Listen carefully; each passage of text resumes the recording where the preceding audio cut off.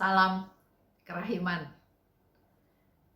Seri Ekaristi dan Adorasi hari ini bicara tentang penderitaan Yesus. Kita lihat dari nomor 808. Hari ini di situ dikatakan 11 Desember. Aku tidak dapat menghadiri seluruh misa.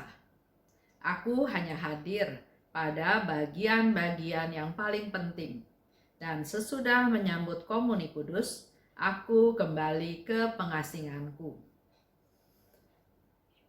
Suster Faustina ya, ada di rumah sakit, sedang sakit, dan sakitnya bukan sakit biasa, sakit TBC yang semakin lama semakin parah. Sehingga dia tidak bisa ikut perayaan Ekaristi sepanjang misa tersebut, tapi hanya beberapa bagian saja, dan setelah Komuni Kudus dia pulang kembali ke pengasingannya, kembali ke kamarnya. Tiba-tiba kehadiran Allah menyelimuti aku, dan pada saat yang sama dalam waktu yang sangat singkat aku merasakan sengsara Tuhan. Dia sudah pulang ke kamarnya, ke tempat pengasingannya, dia katakan tiba-tiba dia merasakan kehadiran Allah. Tapi sekaligus juga merasakan sengsara Tuhan. Kalau kita dengar ya teman-teman sharing bagaimana dia merasakan Allah hadir, Allah ada, bahkan ada teman yang melakukan penyembahan, kemudian dia berbahasa roh, dan setelah itu dia katakan, lihat bunga mawar banyak sekali. Kadang-kadang dia bilang dia melihat cerah, terang, sinar yang terang.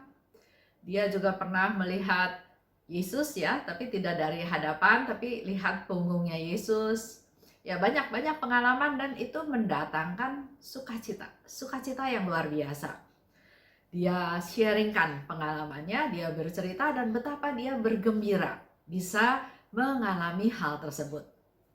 Tapi hari ini kita mendapat pengetahuan yang baru atau sharing yang baru. Kalau buat saya baru ya, karena biasanya yang teman-teman sharingkan pada saat penyembahan, pada saat berbahasa roh adalah hal-hal yang tadi saya cerita. Tapi kalau Suster Faustina dikatakan dia merasakan kehadiran Allah, tapi pada saat yang sama dia merasakan sengsara Tuhan. Pada saat itu, aku memperoleh pengetahuan yang lebih dalam tentang karya kerahiman. Coba kita sama-sama renungkan ya. Jadi Suster Faustina mengikuti perayaan Ekaristi, dia sudah menerima komuni dan dia kembali ke pengasingannya, kembali ke kamarnya. Dia mengalami kehadiran Tuhan, tapi sekaligus juga pada saat yang sama dia merasakan sengsara Tuhan, dan melalui peristiwa itu dia mendapatkan satu pencerahan, yaitu dia mendapat satu pengetahuan yang lebih dalam tentang karya kerahiman. Kita para devosan kerahiman sering ya mengatakan, ayo kita melakukan karya kerahiman. Kita melakukan baksos, kita berbagi, kita pergi ke daerah-daerah terpencil, mewartakan kerahiman Tuhan, memberikan seminar kerahiman ilahi, atau mengumpulkan dana untuk kita berikan ke daerah-daerah yang terpencil atau daerah-daerah yang kena bencana. Iya betul, itu karya kerahiman ya, karena kepedulian kita kepada orang-orang yang sedang membutuhkan, orang-orang yang susah, orang-orang yang perlu mendapat perhatian. Seperti firman Tuhan katakan ya, lebih baik memberi daripada menerima. Dan kalau kita diberkati oleh Tuhan dengan kemampuan untuk memberi, ya memberi. Jangan ditunda, jangan terlalu berpikir, saya nggak mau kasih ini, saya mau kasih ke sana. Yaitu kembali lagi kepada kehendak bebas ya. Tapi bukalah hati supaya pada saat Tuhan menyentuh hati kita, mengingatkan kita, tidak usah berpikir terlalu panjang lagi, dan lakukanlah karya-karya kerahiman yang Tuhan minta melalui doa, melalui perkataan, dan melalui perbuatan. Nah, tapi di sini Suster Faustina bercerita tentang dia justru memperoleh pengetahuan yang lebih mendalam tentang karya kerahiman. Dikaitkan dengan dia menerima komuni, dikaitkan dengan dia mengalami kehadiran Allah, dan sekaligus dia merasakan sengsara Tuhan. Tuhan Yesus datang ke dunia untuk menyelamatkan manusia.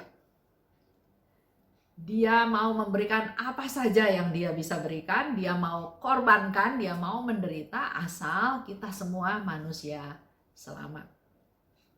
Padahal saya pernah baca satu buku ya, di situ dikatakan sebetulnya dengan satu rintihan dari Yesus saja kepada Allah Bapa, sebetulnya Bapa dengan keadilannya dia bisa membereskan semuanya tanpa Yesus harus menderita luar biasa seperti itu. Dengan hanya satu keluhan, dengan hanya satu rintihan dari Yesus saja, pasti Tuhan akan meredakan murkanya. Tapi pertanyaannya adalah, kenapa Yesus mau menderita luar biasa seperti itu? Kalau kita merenungkan tentang jam kerahiman, kita merenungkan tentang sengsara Tuhan, kita mengikuti jalan salib, kita bisa mendapatkan pengetahuan lebih tentang penderitaan Yesus. Kenapa dia lakukan itu semua? Padahal dikatakan dengan satu rintihan aja keadilan Allah sudah bisa dihapus, istilahnya ya diselesaikan hitung-hitungannya ya. Tapi di sini justru Tuhan Yesus mau memberikan satu pengertian lebih kepada Suster Faustina, otomatis kepada kita semua. Menerima tubuh Kristus, kita menerima Yesus. Yesus ada di dalam hati kita. Kita merenung, kita hening, kita biarkan Tuhan berbicara, merasakan kehadiran Tuhan dalam diri kita, dalam hati kita. Tapi sekaligus dikatakan oleh Suster Faustina, dia merasakan sengsara Tuhan. Dan bicara hal tersebut, dia mendapat pengetahuan lebih mendalam tentang karya kerahiman. Karya kerahiman dikaitkan dengan penderitaan. Kalau saya tadi cerita tentang apa yang kita lakukan, baksos, berbagi, menyumbang, memberikan seminar, banyak hal ya. Pertanyaannya, apakah itu kita lakukan hanya dari kelebihan kita, atau kita melakukan karya kerahiman sampai masuk ke titik kita menderita? Kalau berbagi dari kelebihan, nggak susah. Tapi di sini Suster Faustina mendapatkan pengetahuan yang lebih mendalam tentang karya kerahiman, dikaitkan dengan Yesus yang menderita, dikaitkan dengan sengsara Tuhan. Begitu pula kita, para devosan, perlu melakukan evaluasi lebih bahwa karya kerahiman, arti dari karya kerahiman yang lebih mendalam itu adalah lihat Yesus yang rela menderita untuk manusia berdosa. Bagaimana dengan kita? Kalau lihat di 8:23, di situ dikatakan terjadi pada tanggal 17 Desember 1936. Aku mempersembahkan hari ini bagi para imam. Hari ini aku merasakan lebih banyak penderitaan daripada kapanpun sebelumnya, baik secara batin maupun secara lahir. Ini di-sharingkan oleh Suster Faustina bahwa dia mempersembahkan hari ini. Kita juga bisa belajar dari Suster Faustina, mempersembahkan seluruh aktivitas saya pada hari ini. Apa saja, bisa saja ya. Penderitaan, kesusahan, kebahagiaan, kegembiraan. Di sini Suster Faustina katakan, dia mempersembahkan hari tersebut untuk para imam. Dan ternyata dikatakan dia lebih banyak mengalami penderitaan daripada sebelumnya. baik penderitaan secara lahir maupun penderitaan secara batin. Aku tidak habis pikir bahwa aku dapat menanggung begitu banyak penderitaan dalam satu hari. Jadi Suster Faustina mau menjelaskan bahwa penderitaannya itu luar biasa, mungkin luar biasa berat, luar biasa banyak, dan dia juga heran kok dia bisa menanggungnya dalam satu hari. Tatkala rohku merasakan kepahitan Taman Getsemani, aku berusaha melaksanakan suatu jam kudus. Ditopang oleh lengannya, aku bergulat sendirian melawan segala kesulitan yang menghadang aku. Laksana tembok yang tak dapat dirubuhkan. Kita perlu melakukan satu imajinasi, membayangkan apa yang diderita oleh Suster Faustina. Dia mengalami kepahitan di Taman Getsemani. Kalau kita ingat Taman Getsemani, kita ingat Yesus yang berdoa semalam-malaman. Begitu merasakan sangat ngeri, sampai dia mengeluarkan keringat peluh dengan titik-titik darah. Begitu ngeri ya, begitu mencekam. Sampai pembuluh darah di dalam tubuh Yesus sebagai manusia 100% pecah pembuluh darahnya sehingga mengeluarkan butir-butir darah. Dia bergulat sendirian. Betul-betul sama seperti Tuhan Yesus ada di Taman Getsemani. Yesus katakan ya kepada para muridnya, tidakkah kamu bisa menemani aku 1 jam saja? Karena ternyata para muridnya tertidur. Dia bergulat sendirian melawan segala kesulitan yang menghadang aku. Laksana tembok yang tidak bisa dirubuhkan. Jadi penderitaan, halangan, kesulitannya itu ya seperti dia berhadapan dengan tembok yang nggak bisa dirubuhkan. Dia senggol pakai pundaknya, dia tubruk pakai kepalanya, tapi tembok itu ya tetap seperti itu. Jadi segala kesakitan, segala penderitaan, segala hal yang dialami oleh Suster Faustina ternyata dia tetap ada di dalam kondisi menderita tersebut. Tapi aku percaya akan kekuatan namanya dan aku tidak takut suatu pun. Ini boleh menjadi contoh buat kita semua, khususnya kita-kita yang sedang menghadapi masalah besar. Kayak tadi pagi saya ikut perayaan Ekaristi, salah satu wujud doanya adalah ada permohonan di mana satu keluarga memohon belas kasih Tuhan karena mereka sedang menghadapi suatu kesulitan yang sangat besar. Seperti Suster Faustina katakan, aku percaya akan kekuatan namanya. Sebut nama Yesus. Karena dia percaya, dia punya iman, maka Suster Faustina katakan dia tidak takut suatu pun. Bersama Yesus, dengan Yesus, aku tidak takut suatu pun. Kesimpulannya, summary-nya ya, ringkasannya. 1.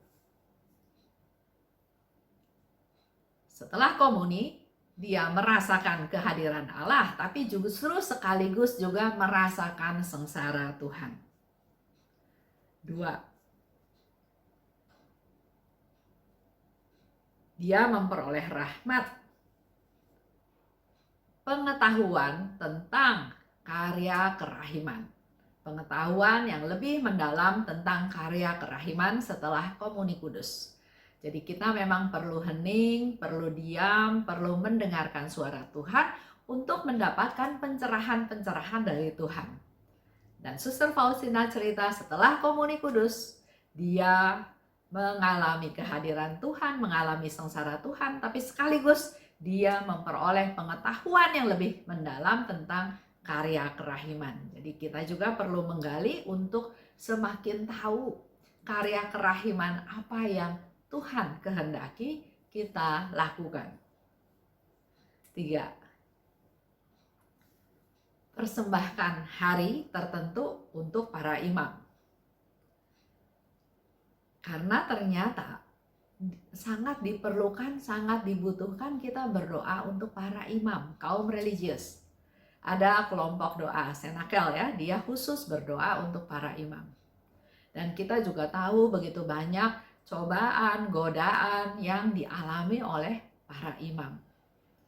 Dan kalau dengar sharingnya Suster Faustina, hari itu dipersembahkan untuk para imam, tapi dia mengalami penderitaan yang lebih berat daripada